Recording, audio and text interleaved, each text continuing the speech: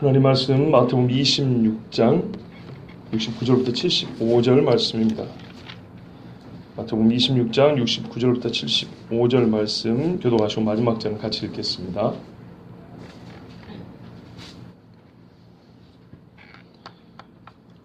뒤에서 나눠드린 그 유인물 한 장 있을 겁니다. 말씀의 비교편인데요. 앞뒤면으로 복사되어 있으니까 살펴보시면 도움이 될 것입니다. 기도하겠습니다. 베드로가 바깥들에 앉았더니 한 여종이 나와 이르되 너도 갈릴리 사람 예수와 함께 있었도다 하거늘 베드로가 모든 사람 앞에서 부인하여 이르되 나는 내가 무슨 말을 하는지 알지 못하겠노라 하며 앞문까지 나가니 다른 여종이 그를 보고 거기 있는 사람들에게 말하되 이 사람은 나사렛 예수와 함께 있었도다 하매 베드로가 맹세하고 또 부인하여 이르되 나는 그 사람을 알지 못하노라 하더라. 조금 후에 곁에 섰던 사람들이 나와 베드로에게 이르되 너도 진실로 그 도당이라 내 말소리가 너를 표명한다 하거늘 그가 저주하여 맹세하여 이르되 나는 그 사람을 알지 못하노라 하니 또 다시 울더라. 이에 베드로가 예수의 말씀에 다굴기 전에 내가 3번 나를 부인하리라 하심이 생각나서 밖에 나와서 심히 통곡하니라. 아멘. 기도하겠습니다. 좋으신 하나님, 오늘 이 종이 여호와의 말씀을 들고 섰습니다. 잘 준비한 공연 맛깔스럽게 잘하였다는 그런 보람이 아니라 예수 그리스도의 눈앞에 나를 세우는 시간이 되게 하여 주시고 베드로의 이 예수님 부인하는 자리에 내가 서 있음을 알고 내 심장이 말씀과 맞닥뜨리는 시간이 되게 하여 주시옵소서. 손바닥이 마주쳐야 울림이 있고 소리가 나듯이 하나님의 말씀과 나의 심장이 부딪혀 소리가 나게 하여 주시고 이 시간도 주님 앞에 누구라도 주님 앞에 서는 자는 차라리 깨어져 다시 세워지는 은혜가 있게 하여 주시옵소서. 예수 그리스도의 이름으로 기도하옵나이다. 아멘. 우리가 지금 예수님의 고난을 보고 있는 중입니다. 예수님의 고난은 겟세마네에서부터 시작됐고 십자가 죽음까지 이어집니다. 중간중간에 우리 눈에 띄는 사건들이 있습니다. 예를 들면 오늘 같은 경우죠. 오늘 이 말씀을 보시면 여러분 성경에도 베드로가 예수를 알지 못한다고 하다 이와 비슷한 소제목이 붙어있지요. 읽기도 전에 무슨 내용인지 짐작하게 해주고 알려줍니다. 그런데요, 스토리와 사건의 경위는 알려주지만 본질은 그것이 아닙니다. 본질은 베드로가 예수님을 부인했다라는 데 있지 않고 더 큰 맥락에서 예수님이 베드로의 부인으로 말미암아 더욱 고난을 당하고 있다는 얘기입니다. 무슨 말씀이냐면 겟세마네에서부터 우리가 시작할 때 그랬죠. 여기서부터 고난이 시작됐다고 그랬어요. 대제사장 안나스와 그의 하숙들이 예수님을 욕하고 때리는 것도 고난이라고 그랬고요. 오늘 베드로가 예수님을 부인하는 것도 예수님께는 더 없는 고난입니다. 배신을 우리가 잘 안 당해봐서 모르죠. 배신을 당한다는 것도 끔찍하지만 배신하는 입장에서도 심장이 쿵쾅쿵쾅 이거 요동치지 평온한 상태에서 배신할 수가 없습니다. 물론 베드로의 이 행위에 대해서 우리는 면밀히 살펴볼 것이고 이를 통해서 우리 신앙을 돌아보고 점검할 것이지만 잊지 말아야 될 게 있습니다. 큰 그림입니다. 예수님의 고난을 지금 읽고 있다는 것. 예수님의 고난이 시작되어서 가는 길에 예수님의 고난 중에 베드로의 부인이 있었다는 것이지 예수님의 고난 따로 베드로의 부인 따로 이렇게 하면 안 됩니다. 가는 중에 잠시 나와가지고 베드로가 이렇게 부인해서 다시 예수님의 고난 이게 아니고 예수님의 고난의 길을 가는 중에 베드로가 그 길 가운데서 예수님을 부인한 거예요. 여러분이 우리가 감히 참 불경스럽긴 하지만 내가 예수님이라고 생각을 해보세요.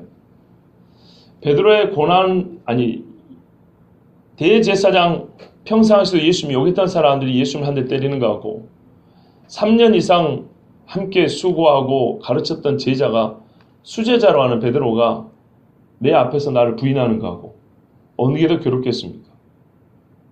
얼른 이 말이 여러분 귀에 안 들어오는 이유를 압니다. 우리는 그런 상상을 못 해봤거든요.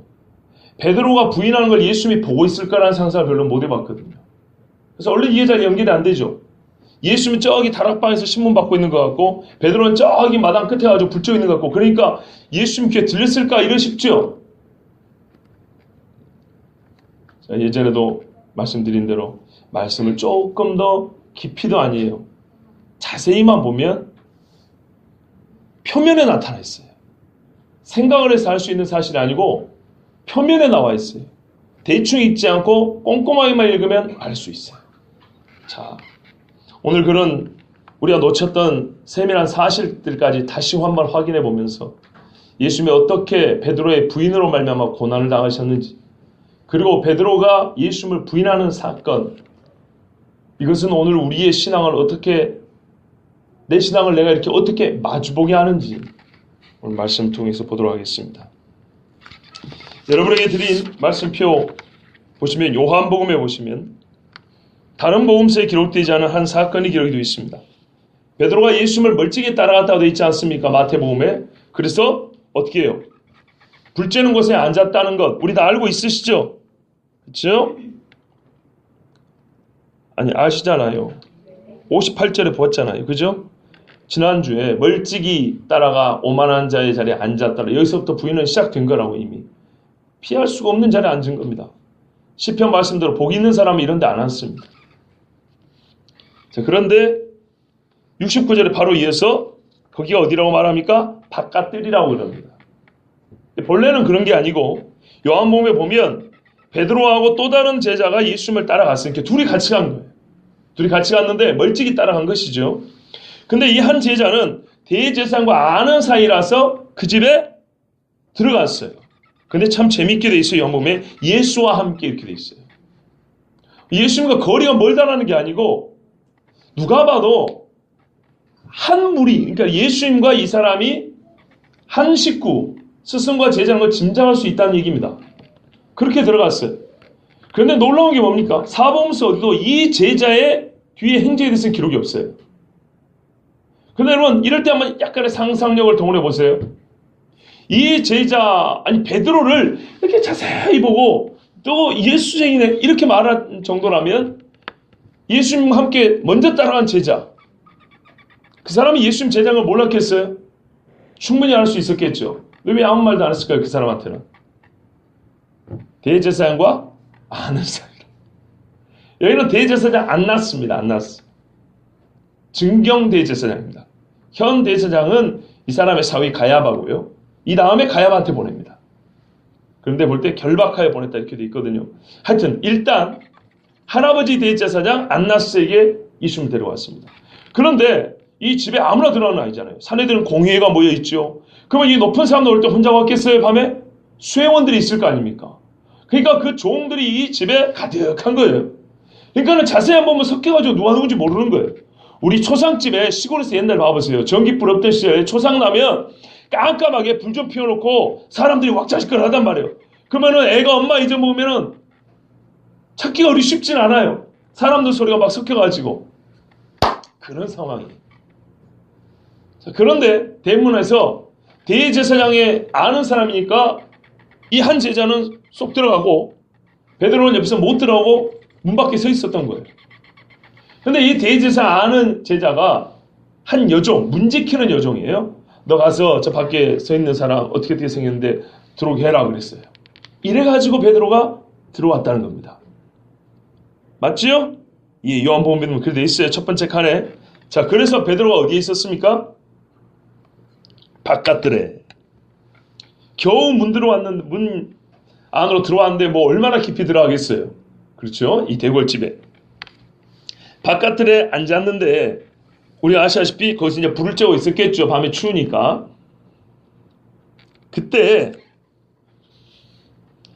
마가복음 14장 67절에도 보면 베드로가 불을 쬐고 있는 것을 보고 이렇게 돼 있죠. 예, 한 여종이 베드로 앞에 왔어요. 요한복음 18장 17절에 보면 그 한 여종은 문 지키는 여종입니다. 그러니까 아까 그 문 열어준 종일 가능성이 커요. 문 열어주면서 그 복잡한 상황에서 1대1 한번 마주봤을 거 아닙니까? 그런데 보고 나서 생각을 해본 거예요. 가만히 쳐다봤죠. 이 종은 심부름하는 종이 아니고 문 지키는 종이니까 여유가 있는 거예요. 여유가 있으니까 아까 자기가 문 열어주고 그 복잡할 때 들어온 게 아니라 1대1로 봤잖아요. 1대1로 봤는데 이 사람이 불쪽 가만히 있는 거 보니까 문지키에 오는 사람 없으면은 시간이 남으니까 이 여자가 쳐다보니까 그래. 그래서 본 것 같아. 그래가지고 이 여자가 어떻게 했어요? 가까이 왔어요. 베드로 앞에. 예, 잘 보세요. 처음에는 어떻게 했냐면 이 여자가 우리 본문에 보시면 베드로에게 한 여종이 69절 보세요. 나와. 가까이 왔어요. 와가지고 당신 갈릴리 사람 예수와 함께 있었도다. 그러니까는 당신 예수랑 함께 다녔던 사람이지? 이렇게 물은 거예요. 자, 소리가 컸을까요? 작았을까요? 작았죠. 왜? 이거는 일대로 확인하는 차원이거든요. 봐보세요. 너 아저씨 저기 잡혀간 예수하고 같이 다녔었죠? 뭔가 하는 것처럼 그랬죠? 이렇게 물어본 거예요. 그러니까 혼자 알고 있어도 되는 것을 예수 앞에 아니 베드로 앞에 하고 자기가 안다고 티를 냈어요. 그리고 만약에 베드로가 들통이 나면 어떻게 하려고요? 같이 잡아 놓으려고 그런 거죠. 목적은 그런데 일단은 조용히 가서 개인적으로 확인해 보려고. 야, 서늘하죠?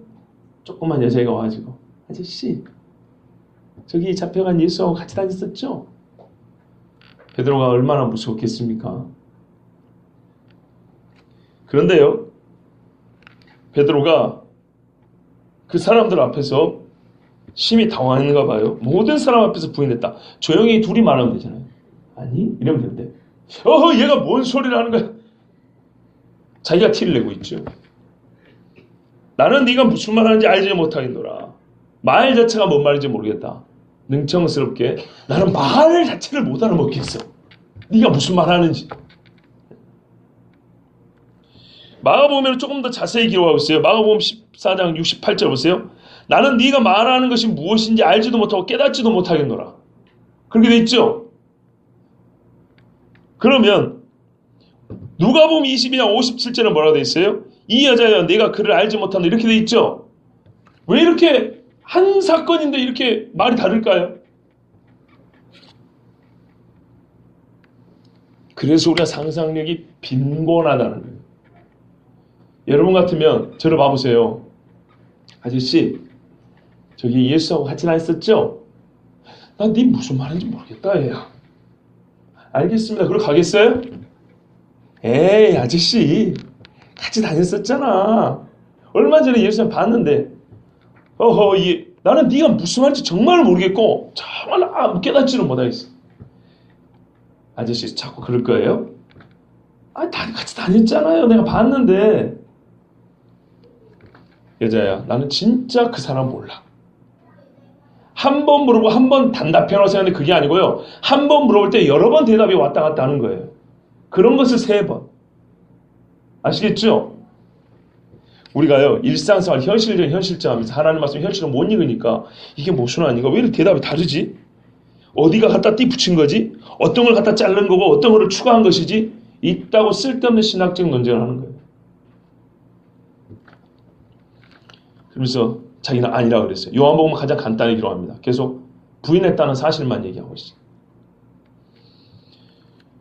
자, 그리고 베드로가 어떻게 했습니까? 피했죠. 어디로 피해갔습니까? 앞문까지 나아가니. 앞문까지. 마가복음 4장 68절 끝부분에 보면 앞들로 나갈세 이랬어요. 자, 여러분 여기는 어딜까요? 집 안쪽일까요? 바깥쪽일까요? 여기서 이제 헷갈리죠. 제가 아까 했던 말이 없었으면 대부분의 바깥쪽으로 생각했을 거예요. 그런데 아까 예수님하고 베드로하고 서로 하는 말을 들었다 하니까 이제 고민이 되죠.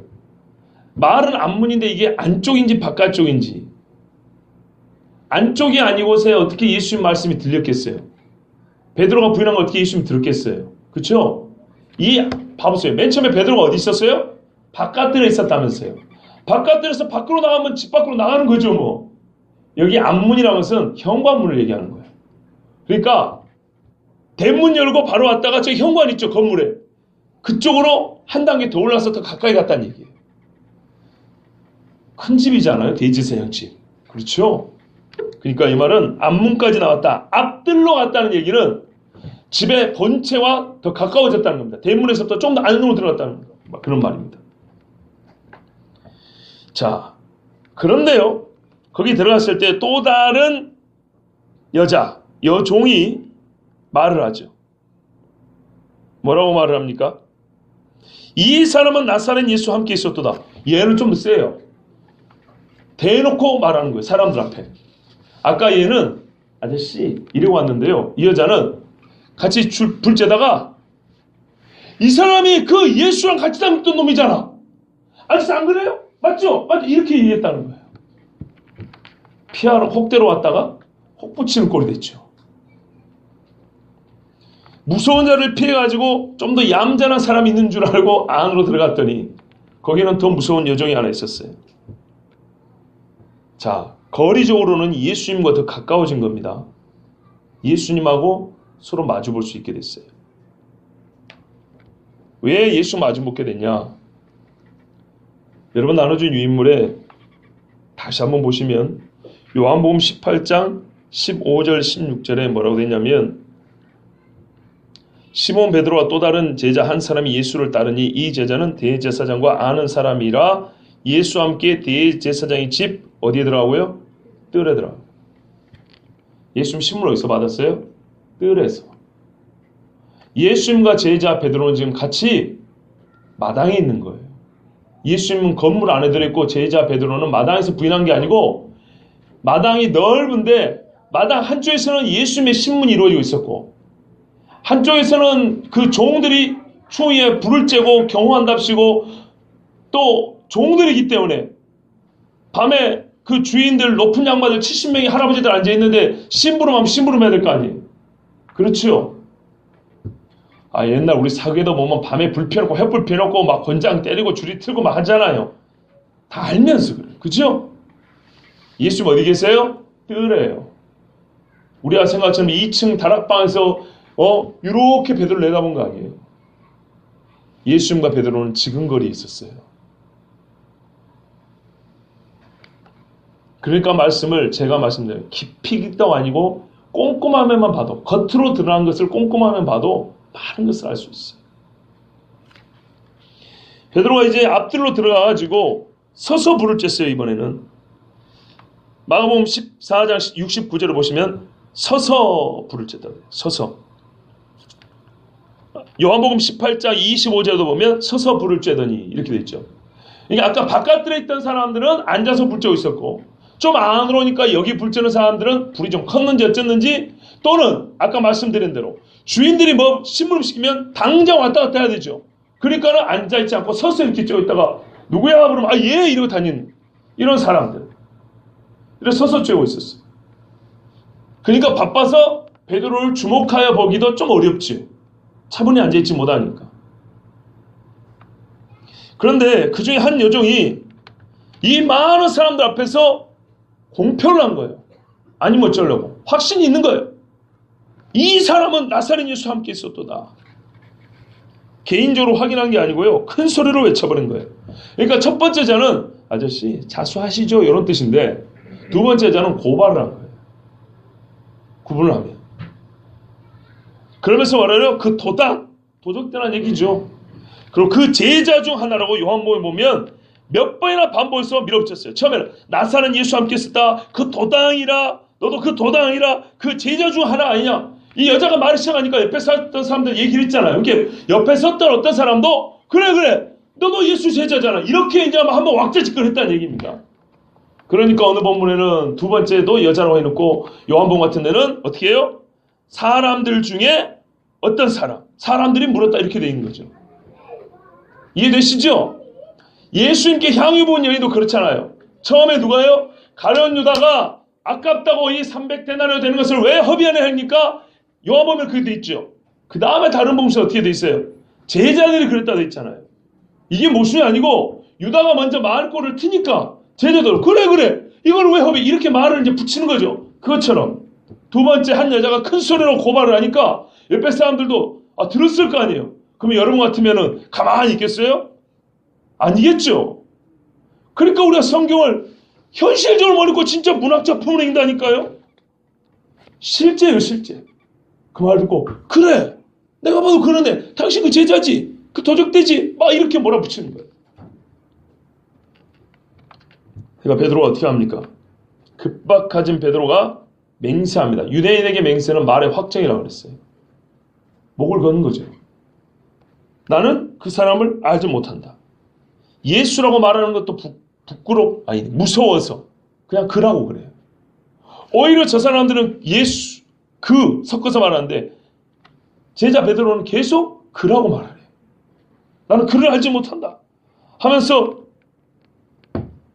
부인했습니다. 또 맹세했습니다. 자,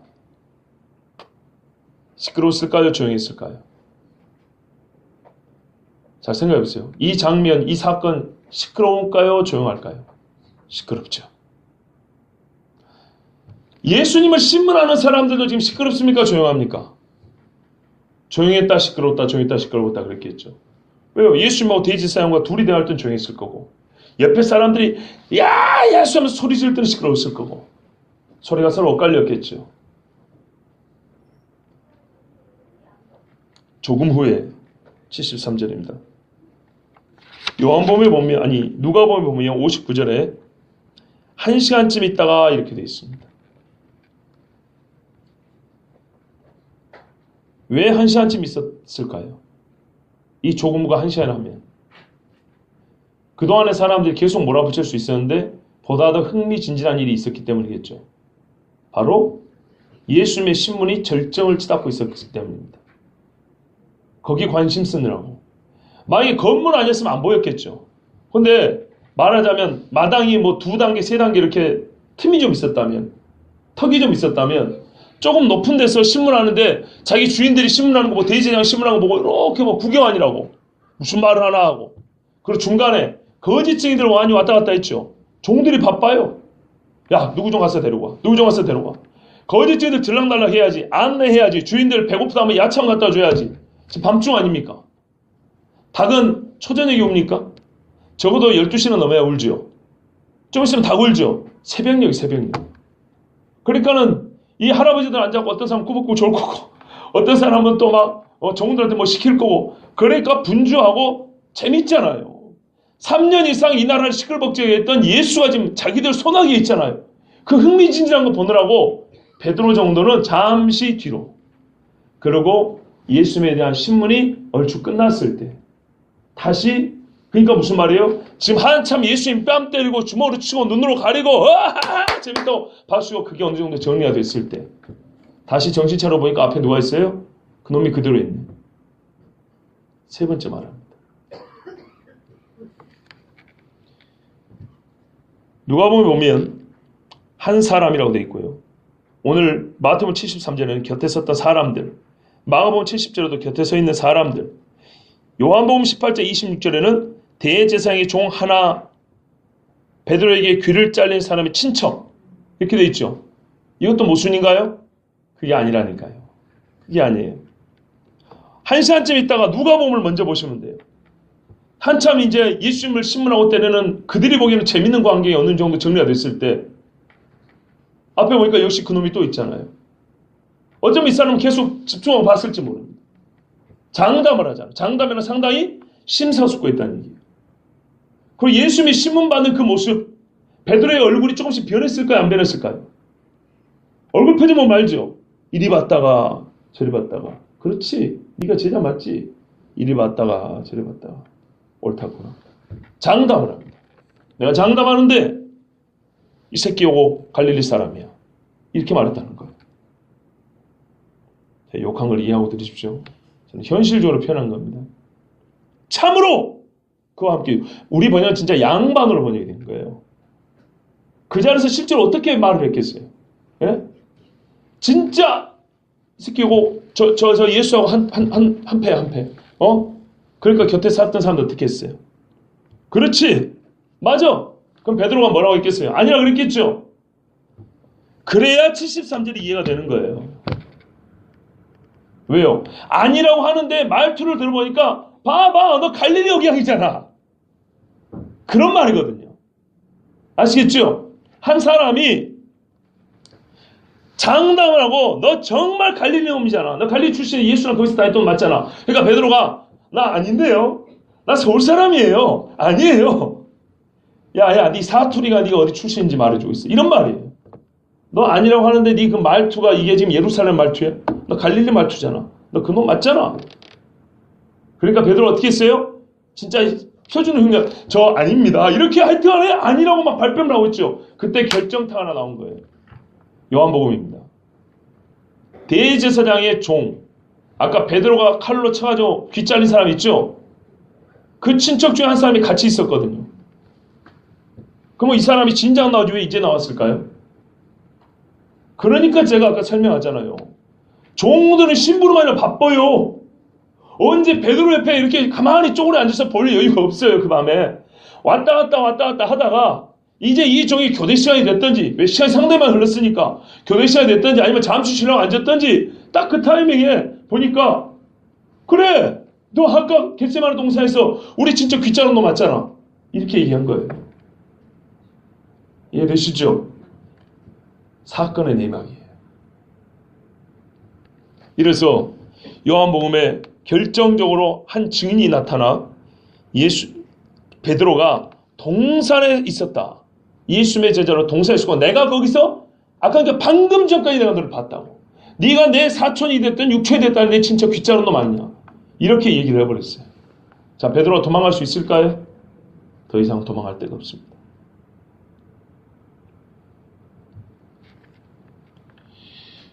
자기 말투로 숨길 수가 없었고, 아까 금방은 아니지만 몇 시간 전에 겟세마네 동산에서 있었던 그 사건으로 베드로는 자기의 정체를 감출 수가 없게 됐습니다. 이제 드러났습니다.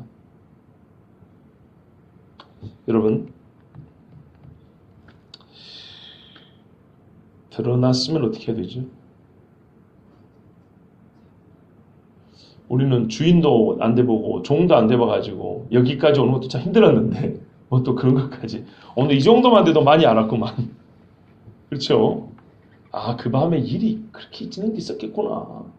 이것만 해도 상당히 우리가 이 사건 스토리 자체만으로도 묵상할 거리가 좀 많이 생겼는데 뭘 또 그런 것까지 이제 마음 부담되기 시작해. 이제부터 또 부담 주기 시작하는구나. 특기가 나왔죠. 그죠? 베드로가요, 이 정도 되니까 살라고 저주함에 맹세했다고 했어요. 결정적 증이 나타나니까 결정적으로 도망갈 길을 마련해야 될 거 아니겠습니까? 그래서 저주를 내고 맹세를 하고 나는 그 사람을 알지 못한다고. 너희들이 말하는 그 사람, 바로 그 예수 그 사람 난 모른다고 막 그랬어요. 자, 이 저주 누구한테 한 것이죠? 예수님한테? 아니에요. 헬라어 말에 따르면 자기를 저주한 겁니다. 우리식으로 말하면 이런 거예요. 내가 예수를 알면 여기서 내 목을 확 꺾어버려 그냥. 내가 예수를 알아? 내가 사람이 아니야. 내가 유대인들은 아브라함의 자손이 최고 큰 거죠. 내가 아브라함의 자손에 내가 개새끼라고 그래. 개새끼라고. 내가 예수를 알면 내가 개새끼야. 이렇게 말한 거예요. 베드로가 나이가 제법 믿는 사람이기 때문에 표현이 아저씨 표현이 나오지 어린이들 표현 아닙니다. 감 잡을 수 있겠죠? 그렇게 말한 거예요. 유대인들이 쓸 수 있는 최고의 저주 표현. 개, 돼지. 우리도 그렇지만 그 사람들 율법에 개, 돼지는 부정한 동물이잖아요. 아브라함의 자손이 최고고. 그러니까 아브라함의 자손인 것을 부정할 그 정도의 표현으로 내가 예수를 알면 내가 아브라함의 자손이 아니야. 내가. 나는 이방인이라 나는 개, 돼지 취급해. 좋아. 우리는 잘해야 뭐 여수가 손에 장지지다 그러죠. 이 정도 문제가 아니에요. 베드로는 그렇게 자기를 저주하기까지 예수님을 부정했어요.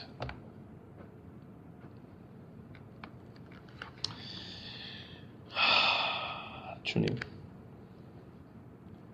그때 이 한참 열을 내서 맹세하면서 자기를 저주하면서 예수님을 부인할 때 동시에 내가 그러면 내가 사람 새끼가 아니야 꼬꼬다 이렇게 온 거예요. 깨달아야 되겠죠. 예, 깨달았답니다. 베드로가 정신이 번쩍 들었어요. 75절 보시면 베드로가 닭이 우니까 베드로가 예수의 말씀에 닭 울기 전에 네가 3번 나를 부인하리라 하심이 생각났다 그랬어요. 근데 마가복음에 보시면 72절 두 번째 칸 보십시오. 맨 마지막 밑에서 두 번째 칸 72a라고 되어 있죠. 닭이 곧 두 번째 울더라. 그럼 첫 번째 닭은 언제 울었을까요? 그건 모르죠. 왜요? 베드로는 정신이 없었거든요. 이제 들린 거예요. 아까 들렸으면 정신 차렸겠죠. 아까. 그런데 유대인 전통에 따르면 당시 그 동네 전통에 따르면 항상 그렇지는 않겠지만 평균적으로 이런답니다. 닭은 12시 반, 1시 반, 2시 반에 온답니다. 그러면 그거에 따른다면 1시 반에 지금 닭이 온 거죠. 아까 그럼 1시간 전에 적어도 예수님 두 번째 부인할 때 두 번째 부인하고 세 번째 부인할 때 1시간쯤 후라 그랬으니까 적어도 두 번째 부인할 때쯤에는 닭이 한 번 더 울었다는 얘기죠. 아까 닭 울었지만 정신이 없어서 듣지를 못했어요. 지금도 정신없기는 마찬가지인데 지금은 들렸어요. 어떤 차이가 있어 들렸을까요? 뭐 운이 좋아 들었을까요? 그거 아니죠. 우리가 다 아는 사실 있죠? 누가복음 보세요. 누가복음 세 번째 칸입니다. 뒷페이지 세 번째 칸 맨 밑에 보세요. 60절, 61절. 베드로가 이르되 이 사람아 나는 네가 하는 말을 알지 못하나라고 아직 말하고 있을 때, 이렇게 말이 문장이 안 끝났을 때 닭이 곧 울더라. 이게 두 번째 닭이고 마가복음에 따르면 두 번째 닭이고 그때 주께서 돌이켜 베드로를 보시니 베드로가 주의 말씀이 생각났다. 이렇게 돼 있죠. 그러니까 베드로가 마지막 부인하는 말을 함과 동시에 꼭 끼어 닭이 울었고 그에 동시에 예수와 눈이 딱 마주쳤다는 얘기예요. 그런데 베드로가 예수님 부인하면서 뭐한다고 예수님이 저 다락방 2층에서 그 귀한 사람들이 모이는 그 홀에서 신문받고 내가 거기를 쳐다봤겠어요. 눈 돌린다고 이렇게 막 돌렸겠죠. 그런데 같은 평면에 있으니까 같은 지평에 이렇게 높이 있으니까 서로 얼굴 돌리다가 예수님 딱 마주치는 거죠. 근데 예수님도 왜 마주칠 수 있어요? 약간의 여유가 있잖아요. 지금 신문이 거의 끝났으니까. 그럴 때 예수님하고 눈이 딱 마주친 거예요. 이게 거의 세 행위가 동작이 동시에 이루어진 거예요. 거의 동시에.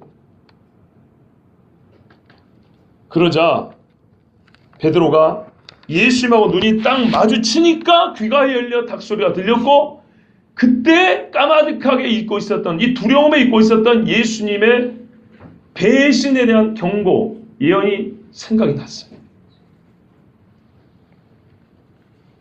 제가 예전에는 11년 전에 청년들에게 이렇게 설교했어요.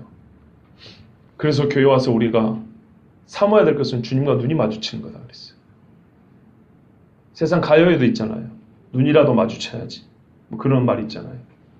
그건 가요 이야기고 정말 우리가 예수님과 눈이 마주치지 않고 교회만 왔다 갔다 하면 절대로 가슴에 흔들림, 움직임 없습니다. 예수님이 저 높은 곳에서 베드로를 보고 계신 것이 아니라 다른 뜰, 안뜰, 조금 더 안쪽에 있는 뜰에서 예수님도 그 추위에 떨면서 사람들한테 침뱉음을 받고 주먹으로 쳐서 얼굴에 피멍이 들면서 신문을 받으면서 베드로가 옆에서 하는 소리 다 들었어요. 이래서 이것이 예수님의 고난이라는 겁니다. 내 사랑하는 제자가 나를 어떻게 부인한지를 거기서 바로 옆에서 계속 듣는 거예요. 여러분 생각해 보세요. 우리 같은 교회들끼리도 서로 항상 좋은 말만 아니고 가끔 욕도 하고 수근수근 대잖아요. 그래도 서로 예의를 챙겨서 어떻게 해요? 이 말이 들어갈지도 모른다는 위험 부담이 있기 때문에 들어갔을 때라도 좀 화를 좀 덜 낼 수 있도록 또 들어갔을 때 말을 핑계대기 좋은 구석을 남겨놓고 말을 하는 경우 있죠. 다 좋은 사람들이네요. 사람들이 보통 그런데 머리 잘 쓰거든요. 이 말이 전에 들어갔을 때 이렇게 나한테 또 뭐 신호소리 하겠지. 그러면 나는 그때 핑계를 이렇게 내야지. 자주는 아니지만 살다 보면 1년에 한두 번 그렇게 해요. 그렇죠?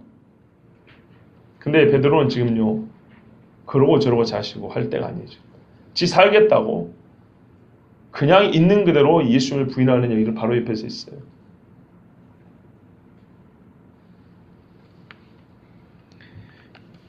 베드로의 예수님을 부인하는 이 행위와 저주, 배신은요, 예수님에 대한 신문이 다 끝난 다음에 일어난 일이 아니고, 한편에서는 예수님에 대한 신문이 진행되고 한편에서는 제자 베드로의 부인이 동시에 일어난 겁니다. 제가 그래서 지난주에 그랬죠. 하나님 앞에 바쳐진 화목제물 어린 양은 모든 제물은 먼저 대제사장에 가서 흠결이 없는지 확인해 봐야 된다고. 그래서 대제사장집에 들어간 예수님은 양의 문을 통과해 들어가서 정말로 자기의 몸에 하나의 흠결이 없음, 거짓 증인들이 와서 말했잖아요. 흠을 잡으려고 했는데 흠이 없었잖아요. 그래서 예수님은 모욕을 당하셨으나 나는 정말 아무 흠이 없어, 너희 죄를 위하여 죽을 하나님의 양이라는 것을 증명하신 그런 시간이었어요. 그런데 그때 제자인 베드로는 똑같이 그 자리에서 베드로가 나중에 베드로전서 후서에 뭐라 합니까? 너희가 주님 앞에 흠과 티가 없는 신부로 서기를 원한다, 이렇게 편지 썼거든요. 본인도 흠과 티가 없는 신부, 제자로서 자기를 드러낼 수 있는 절호의 기회였어요. 똑같은 자리였거든요. 예수님은 사내들은 공의 회원들한테 신문을 받았고 검사를 받았고, 제자인 베드로는 제자니까 한 급 낮춰서 그들의 종에게서 신문을 받았단 말이에요. 똑같은 자리에서 서로 얼굴 마주 볼 수 있는 거리에서. 그런데 베드로는 거기서 부인했어요. 여러분, 우리가 사람을 부인해도 모르는 데서는 그럴 수 있잖아요. 소위 말해서 대질신문에서는 어려운 거 아니겠어요? 말하자면 거리는 좀 있으면 이게 대질신문 같은 거거든요. 그런데 이렇게 철저하게 부인해버렸어요. 근데 예수님이 베드로에게 한 말씀을 하셨습니까? 야, 너 거짓말 할래? 우리 같으면 그러겠죠. 근데 예수님 전혀 아무 말도 안 하고, 자기를 고난 주기로 작정한 사람들에게서나 자기를 배신한 사람에게서나 그가 입을 열지 아니한 것이 도수장에 끌려는 어린 양과 같이 완전히 하나님의 어린 양인 것을 이렇게 증명하셨어요. 그냥 복음 성가대로 주님은 물끄러미 바라보셨네. 물끄러미 바라봤어요. 그 복음 성가 가서 여기서 나온 거예요.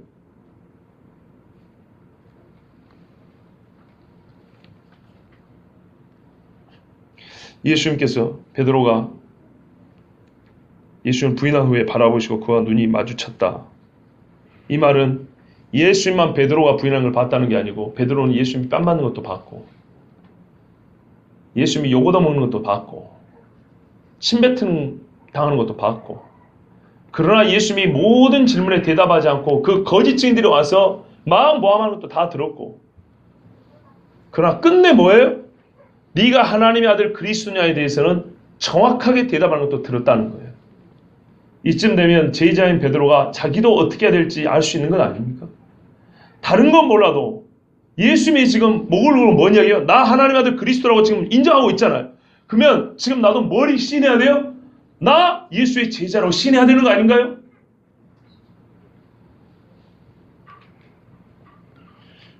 그러니까 우리가 무슨 말이냐면, 상황적으로 베드로가 예수님을 시인하는 자리에서 부인했으니까 예수님이 더 힘들었겠지. 그것도 알아야 되고, 베드로가 예수님이 저렇게 시인하고 있는 자리에서 자기도 시인해야지 선생님 따라서, 이런 교훈적인 맥락으로 이해를 하는 걸 넘어서서 우리가 실제로 그 자리에 서 있다고 보라 이 말이죠. 우리가 어떤 인간관계에서도 정말 위험한 상황이지만은 딱 배신하면 좋겠지만 얼굴을 마주보는 상황에서는 진짜 이게 갈등이 되고 말이죠. 어찌할 바를 모르고 식은땀이 줄줄 나고 정말 내가 어떻게 하게 고민하고 고생을 하게 됐거든요. 심적인 고생이 이루 말할 수 없거든요. 근데 베드로는 그런 심적인 고생, 근심, 그런 기색이 별로 없이 대번에 부정으로 돌아섰다는 얘기예요. 그 위협을 눈앞에 두고 갈등을 해야 되는 것이죠. 우리가 인생에서 그렇잖아요. 돈 몇만 원 달린 문제 갖고도, 친구 사이에 의의를 가지고도 이런 싸움은 갈등이 되거든요. 깡패 들려 조폭님과 봐보세요. 갈등하거든요. 그런데 베드로, 수제자인 베드로는 진짜 자기 선생이 누군지 여기서 확실히 드러났음에도 불구하고 갈등의 여지가 없이 죽음의 위협 앞에서 대번에 예수님을 부정해버렸다는 거예요. 그 모습을 볼 때 예수님이 얼마나 그 고통이 컸겠냐 이 말이에요.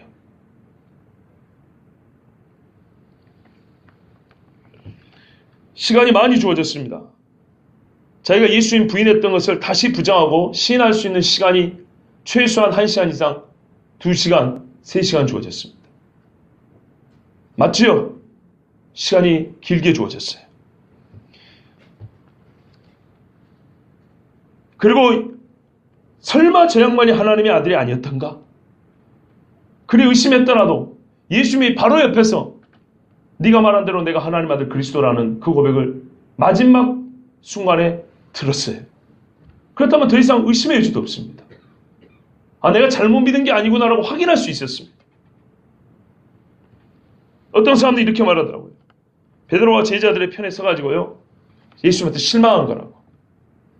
제가 2010년 캄보디아 단기 선교 와서 도착 예배 드릴 때 설교했어요. 제자들이 예수님을 떠나고 부인한 것은 잘못한 것이지만 약간 이해할 만하다. 그들이 생각했던 예수님의 모습이 아니었던 것이다. 그러면서 약간 저도 두둔을 해줬어요. 제가 조금 더 알았으면 오늘 드리는 이 말씀을 그때 좀 덧붙였을 건데, 예수님이 처음부터 하신 말씀을 마지막에 일관성 있게 하셨어요. 실망의 여지가 없어요. 처음부터 예수님은 그들이 기대한 것과 달리 나는 유다를 전복할 뜻도 없고 로마를 뒤집어 엎을 뜻도 없고, 그렇죠? 하나님의 나라는 너희 마음에 있다 그러면서 또 진짜 너희가 말하는 그 정치적인 하나님 나라, 이 나라를 진짜 뒤집는 거, 내가 다시 영광으로 올 때 그렇게 한다고 일관성 있게 말씀하셨어요. 그리고 나는 너희들을 위하여 십자가에 달려 죽는다고 몇 번이나 반복해서 말씀했어요. 그게 그리스도의 일이라고. 자기들이 왜곡하고 자기들 마음대로 예수 말씀을 해석하고 곡해한 것이지 예수님은 다른 소리 한 적이 없어요.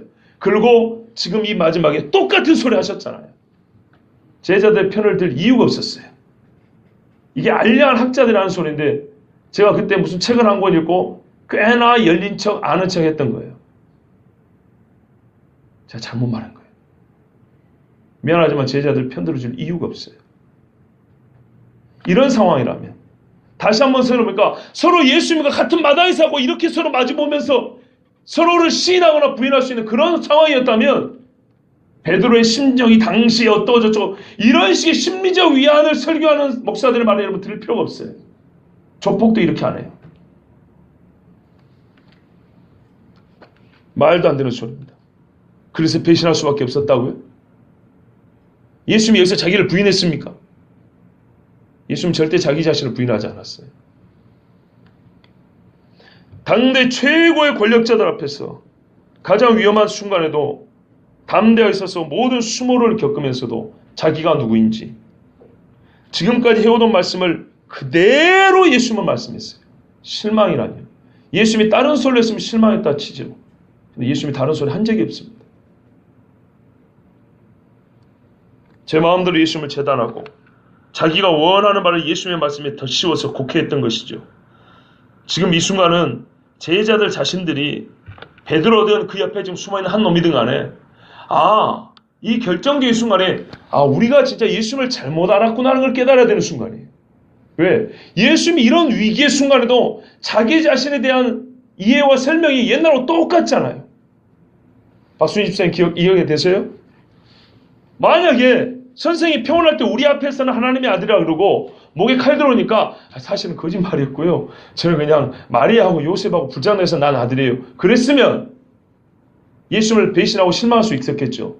그런데 예수님이 지금 제자들 앞에서도 테스트를 당했는데 통과하셨잖아요. 베드로도 보고 있고 또 한 놈도 보고 있는데 뭐라 그랬어요? 나는 하나님의 아들 그리스도와 똑같이 말씀했잖아요. 그러면 제자들이 지난 3년 동안에 혹 자기들이 예수님을 잘못 이해했으면 거기서 수정을 해야죠. 우리가 진짜 예수님에 대해서 잘못 알았구나. 예수님은 진짜 하나님의 아들 그리스도로 오신 것이고 그의 말씀대로 고난을 당이 진짜구나 하고 그 자리에서 꼬꾸라져야죠.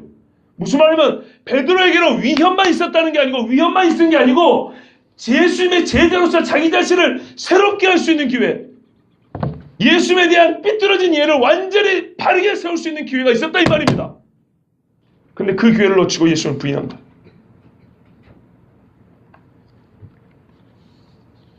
그것도 3번씩이나 기회를 줬습니다. 3번의 물음, 3번의 고발, 베드로가 깨닫고 예수님께 돌아올 수 있는 기회로 부족하지 않았습니다. 예수님이 사람마다 자기 십자가를 지고 나를 따를 것이라는 말씀을 실천할 수 있는 기회가 충분히 주어졌습니다. 하룻밤에 3번이면 넉넉하죠. 그런데 베드로는 그 기회가 주어질 때마다 연자 맷돌을 먹었다 하나 걸고 2개 걸고 3개 걸어 바닷속에 자기를 던지는 것 같이 점점 깊은 나라로 떨어졌습니다. 예수님이 이렇게 말씀했어요. 겨자씨 한 알만한 믿음만 있어도 이 산대로 옮겨져 바다에 던지우라 하여도 그렇게 된다 그랬어요. 베드로에게는 어떤 믿음도 없다는 겁니까? 겨자씨 한 알만한 믿음도 없다는 겁니다. 여러분, 믿음은요, 양의 문제인 것 같으면서 존재의 문제라고 그랬어요. 겨자씨는 말하자면 있느냐 없느냐를 분간할 수 있을 정도의 크기밖에 안 됩니다. 겨자씨가 산을 옮기면 수박만 하면 뭘 옮길까요? 달도 옮겨놓겠죠. 거짓말 아닙니다. 여호수아 봐보세요. 해안 멈추라 그러잖아요. 그런데 베드로에게는 겨자씨만한 믿음, 먼지만한 믿음도 없었어요. 왜냐하면 믿음의 시작은 예수님을 신하는 것이거든요. 그러면 우리가 예수님을 부인한다는 말은 그때 우리의 믿음은 1에서부터 100까지 어디에 있습니까?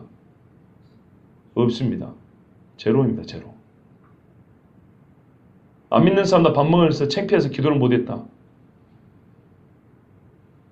믿음이 얼마나 크다고 말할 수 있을까요?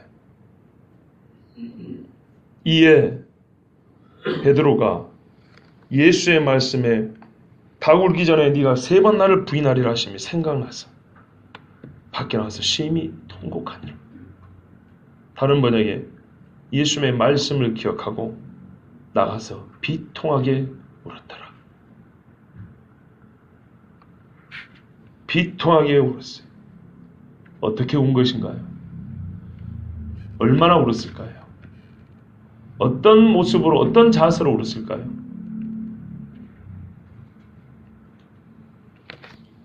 베드로가 나와서 우는 모습 한번 생각해 보셨습니까? 그리고 더 중요한 건 왜 이렇게 울었는지에 대해서 사건의 경위 정도 말고요. 예? 아담과 하와가 너 어떻게 먹었냐 했더니 제자가 주니까요. 너는 어떻게 먹었냐 했더니 뱀이 주니까요. 하나님이 그거 몰라서 물어본 거 아니잖아요. 사건의 경위를 물어본 게 아니라 네 마음이 어쨌길래 내 말을 버렸냐 이걸 물어본 거잖아요. 하나님 제가 먹고 싶었습니다. 탐욕이 있었습니다. 잘못했습니다. 이 얘기를 듣고 싶은 건데 거기다 내놓고 하나님이 몰라서 먹는 것처럼 전현이 먹으라고 그랬어요. 저 뱀새끼가 먹으라고 그랬어요. 이게 할 소리입니까? 똑같아요. 이 베드로 사건 볼 때 너무 우리 무미건조해요. 사건의 경위만 울었더라. 잘못했어. 울었구나.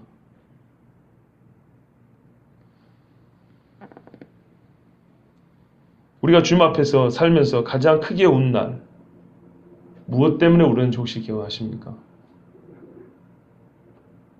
삶이 어렵고 고통스럽고 교회나 가정에 여러 가지 문제들이 있을 때 울어야 됩니다. 하나님 앞에 간절히 부르짖며 울어야 됩니다. 그리고 그 기도 하나님 들으십니다. 그런데 우리는요, 내가 생각하고 내가 나 자신을 판단하는 것과 다르게 상당히 많은 횟수에 걸쳐 심각하게 예수님을 부인한 삶을 살아왔다는 것은 별로 기억을 못합니다. 오늘 한번 잘 생각해보세요. 내가 예수님을 몇 번이나 부인하고 살았을까? 그것을 비통하게 울어야 돼요. 비통하게. 가장 불쌍한 사람처럼 울어야 돼요. 가장 못난인 것을 인자 울어야 돼요. 지금 당장 먹을 게 없고 교회가 어려워지고 막 울어야죠. 그런데 그런 일들과 함께 내가 예수 그리스도를 나의 주님이라는 걸 부인하는 것이 그 일과 섞여 있을 때 우리는 그거는 잘 몰라요. 눈앞에 닥친 일만 본다니까요.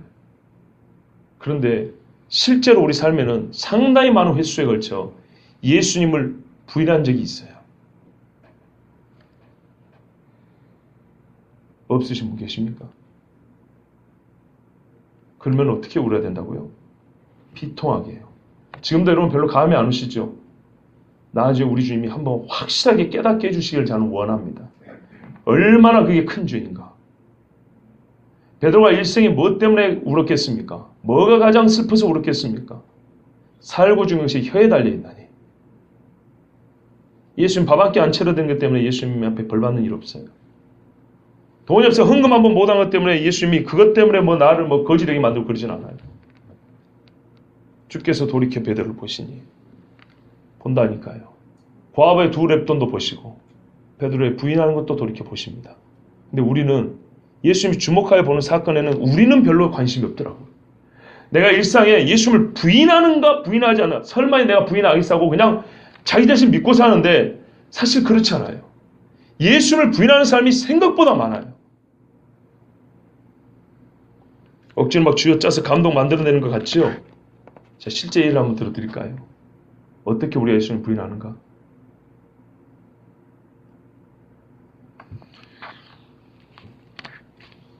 우리가 이제 시간이 참 작고 보잘것없습니다. 사람들하고 살면서 우리에게 믿음의 검증 시간이 다가올 때가 있습니다.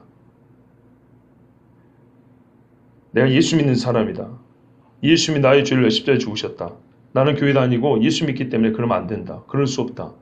그 한마디가 딱 필요한 순간에 그 한마디를 안 하고 넘어갔어요. 그 예수님 부인한 것이 뭡니까?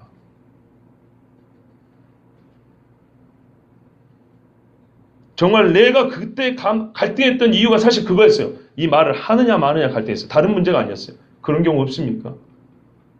내가 예수 믿는 티를 낼까 말까, 이것이 진짜 그날 나의 하루 있었던 일 중에 제일 나를 힘들게 했던 그런 사건이 한 번도 없냐고요. 있죠? 짜장면을 먹을까, 짬뽕을 먹을까, 곱빼기를 먹을까, 그냥 먹을까, 이걸 고민했던 것보다 내가 오늘 예수 믿는다고 말할까 말까, 이걸 고민했었던. 근데 이게 필요했던 순간인데 그냥 입 다물고 지나가 버렸던. 그때 잠깐 마음은 괴로웠지만 이틀 지나고 3일 지나고 돌아오는 주일날 또 교회 와서 또 겁나게 은혜된 목사의 설교를 딱 들으니까 막 그날 또 막 우리를 사랑하시는 하나님 막 그러고 나니까 새까맣게 잊어버렸죠.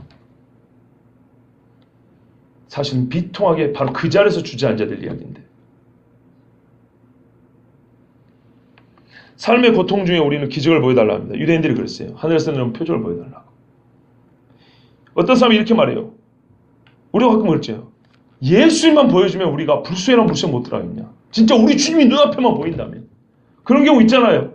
뭐 그래갖고 응답받는 사람도 있다면서요. 주님 얼굴 한번 보여달라고. 그럼 내가 이 시험을 이겨보겠다고. 이 고난을 이겨보겠다고. 주님 얼굴 한번 보여주세요. 보고도 부인하잖아요 지금. 거짓말하지 마세요. 우리 그런다고요. 주님 기적을 한번 보여주시면 내가 이겨낼게요. 예수 얼굴 한번 보여주면 내가 이 시험을 이겨낼게요. 거짓말하지 마세요. 거짓말.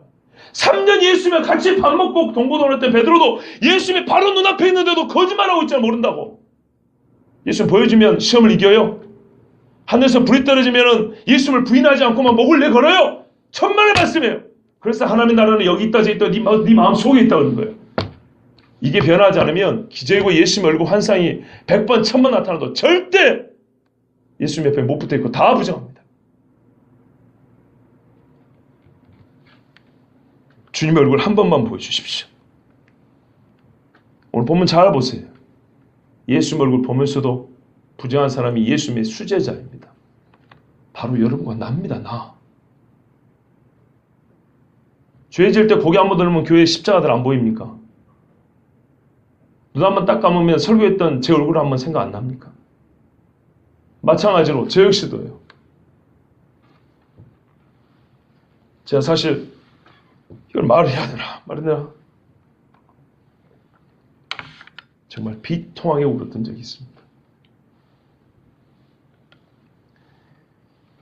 사건의 내막은 여러분 궁금해하지 마세요. 옛날에 있었던 이야기입니다. 제 친구 중에 목사인 친구가 있어요. 많네요. 많은데 그 중에 한 친구를 제가 죄의 나락으로 떨어뜨렸습니다. 제가.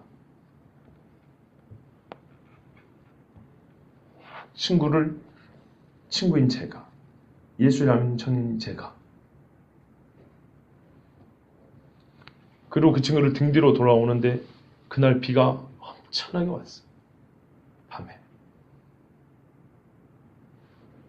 빗방울 내 눈물방울 섞여가지고 그 길을 돌아오면서 얼마나 울었는지 몰라요. 예수님을 직접 부인한 건 아니지만 예수 믿는 친구가 절친한 친구를 말하자면 저 까만 어둠의 구렁텅이에 있다가 내가 손잡고 데려와서 들여다 놓고 나는 간다. 이렇게 나와버렸단 말이에요. 하나님 앞에 친구한테 얼마나 죄송하고 부끄럽던지 그 비가 확수로 쏟아지는 밤이었는데 그 빛 속에서 가만 서갖고 겨우겨우 한 걸음 내디디면서 진짜 빗방울이 내 눈물방울이고 내 눈물이 빗방울처럼 그렇게 막 울었어요. 근데 저는 그날을 생각해보면 베드로가 오늘 비통하게 운이라가 조금 짐작이 돼요. 훨씬 컸을 거예요. 이런 말할 수 없었을 거예요.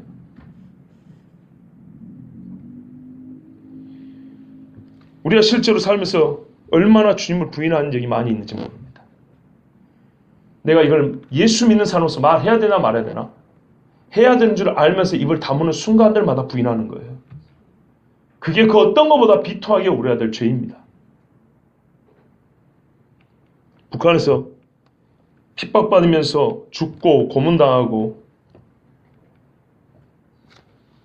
고난당하는 우리 그리스도인들의 이야기를 담은 영화가 2014년 봄에 개봉이 됐는데 신이 보낸 사람이라고, 제가 제목을 사더라고 잘못 봤는데 신이 보낸 사람이라고 혹시 보셨습니까? 김인권이가 주연을 했어요. 근데 김인권이는 예수 믿는 사람 아닙니다. 그 영화에 어느 정도로 잔인한 장면이 나오냐면 김인권이 부인이 예수 믿는 사람이죠. 나중에 총살 당하는데 고문을 당하는데 여기 여성분들 계시는데 좀 죄송합니다만은 그 영화에 나오는 실제 장면이에요. 땅바닥에 앉혀놓고 다리를 벌려놓고 숯불로 여자의 음부를 찢어버렸어요.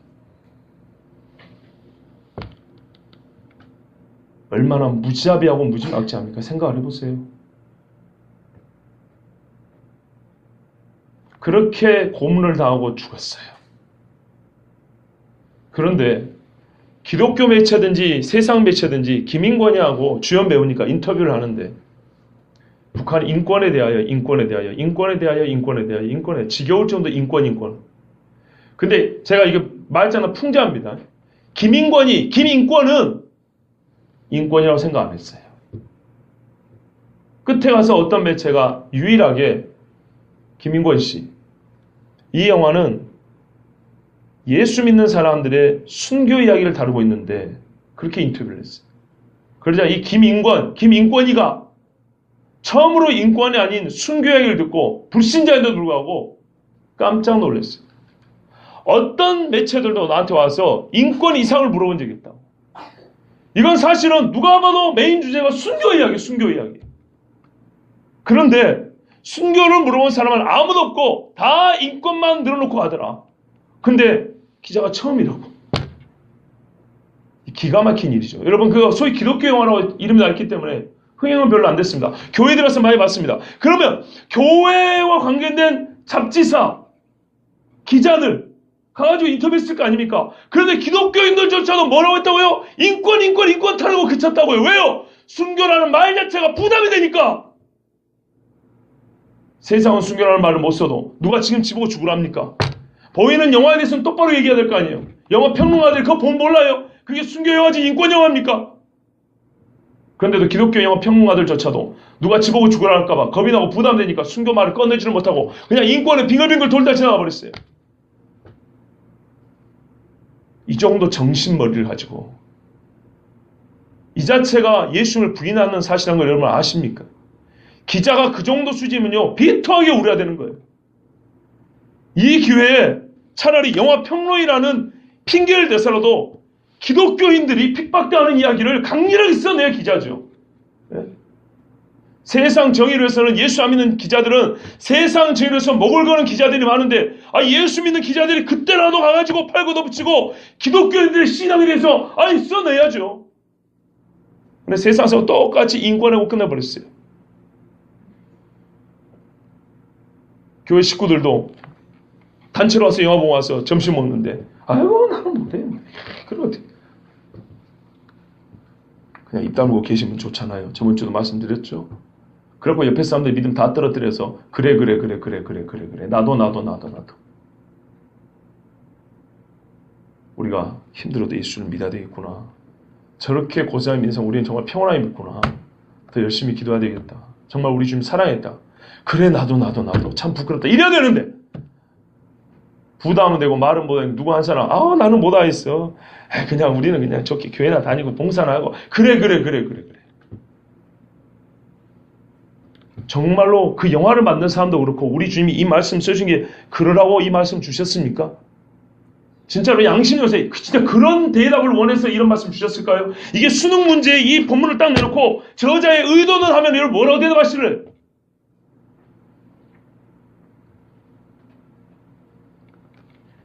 불과 몇 시간 전에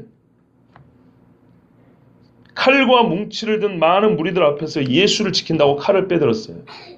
그 정도면 여기서 돼야 되는 거 아닌가요? 한번 잘 생각해보세요. 아까는 그랬잖아요.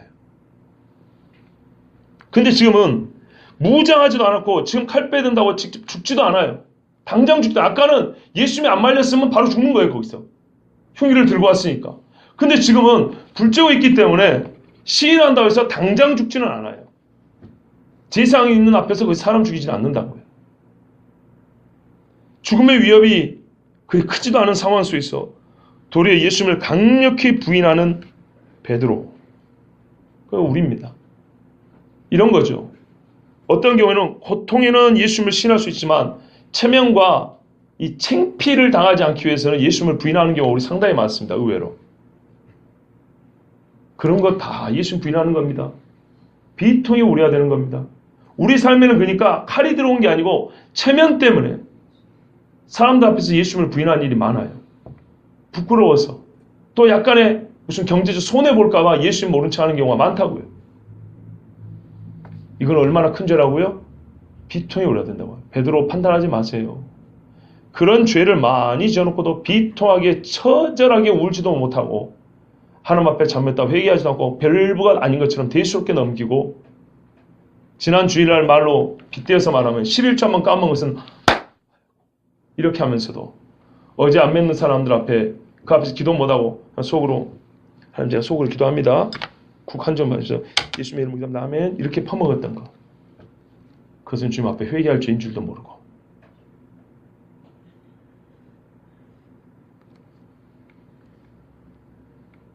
제 맘대로예요. 제 맘대로. 부인은 부인이지 어떤 교회는 부인해도 괜찮고 어떤 경우는 부인해도 안 되고 어떤 상황에서는 철저히 지켜야 되고 어떤 상황에서는 조금 그냥 그렇게 넘어가도 되고 그런 거 아니에요. 베드로는 어쨌고 저쨌고 우리는 그러지 맙시다. 맞지요? 그런데요. 저는 그런 식의 말에 정말 신물이 나고요. 화가 나요. 목사가 여러분 베드로가 이랬어요. 우리 그러지 맙시다. 우리는 그러면 안 됩니다. 여러분 우리는 주님을 시인합시다. 할렐루야. 아멘. 살아계신 아버지여 우리는 베드로처럼 부인하지 않게 하옵시고 기분 좋게 교회 나가죠. 그런 식으로 말씀을 가볍게 받지 마세요. 우리가 조금 더 양심적으로 말씀을 드려야 돼요. 나는 베드로처럼 예수님을 부인하지 않기 위해 이 말씀에서 교훈을 받는 것이 아니에요. 우리가 이 말씀을 들은 진짜 이유는요. 베드로처럼 밖에 나서 심히 통곡하기 위하여 듣는 거예요. 착각하지 마시라고요. 우리 베드로처럼 부인하지 맙시다가 아니고 이미 베드로보다 훨씬 더 많이 부인했어요. 알량한 체면 때문에, 돈 몇 푼 때문에, 약간의 이익 때문에, 관계 때문에 예수님 정말 많이 부인했어요. 우리 기억을 못해서 정말 많이 부인했어요. 예수님의 고난을 더 가중시킨 죄인들이란 말이에요. 언젠가 그때가 오면 베드로처럼 그러지 맙시다? 아니요. 이미 베드로보다 더 험한 죄를 많이 저지른 주제에 그러지 맙시다. 얼마나 큰 착각인가 보세요. 오늘 말씀은 베드로처럼 그러지 맙시다 전에 베드로처럼 회개하라 이 말입니다. 베드로처럼 하나님 앞에서 비통하게 울어야 된다는 말씀입니다. 그렇지 않고는요. 이후에 100번, 1000번 기회가 줘도 똑같습니다. 베드로처럼 그러지 맙시다. 이건 그냥 귀로 듣고 그날 은혜 받고 끝난 거예요. 절대로 예수님을 시인하는 제자가 될 수가 없습니다. 먼저 하나님 앞에 나는 베드로보다 더 많이, 더 험하게, 더 별것도 아닌 일의 주님을 숱하게 부인한 죄입니다. 내 눈앞에 주님은 하나님의 아들 그리스도인 게 분명히 나타나는 그 순간에 나는 거꾸로 하나님의 사람이 아니라고 부인했던 죄인입니다. 비통하게 울어야 됩니다. 기도하겠습니다.